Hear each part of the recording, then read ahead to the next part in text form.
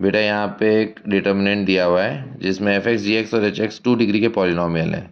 तो यहाँ पे हम डिफरेंशिएशन ऑफ डिटर्मिनेंट लगाते हैं। तो पहले डिटर्मिनेंट में हमने खाली फर्स्ट रो को डिफरेंशिएट किया। तो जब हमने फर्स्ट रो को डिफरेंशिएट किया तो डिफरेंशिएट करने के बाद फर्स्ट रो और सेकंड रो सेम हो गई, इसलिए ये 0 हो जाता है। फिर सेकंड टर्म में मैंने सेकंड रो को डिफरेंशिएट किया।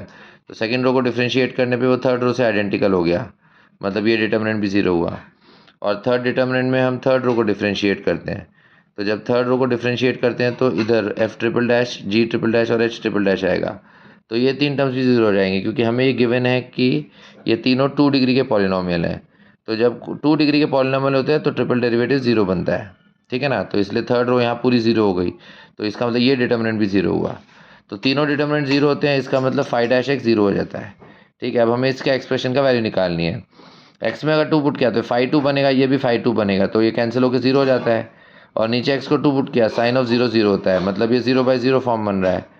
तो 0/0 फॉर्म में हम एलोपिटल्स रूल अप्लाई कर सकते हैं। तो ऊपर नीचे डिफरेंशिएट किया तो फाइव डैश एक्स बना, यहाँ पे फाइव डैश 4 - x आएगा और चेन रूल से फिर माइनस साइन आएगा। तो चेन रूल से माइनस साइन इधर मल्टीप्लाई होकर प्लस हो जाता है, नीचे साइन का कॉस हो जाता है, कॉस ऑफ x - 2, और चेन रूल से फिर 1 आता है।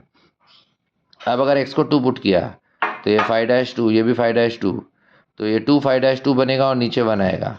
अब 5-x की वैल्यू 0 है, मतलब x को कुछ भी रखने पे 0 आना चाहिए, तो 5-2 भी 0 बनेगा।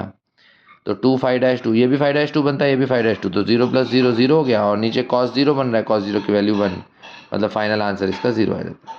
ओके।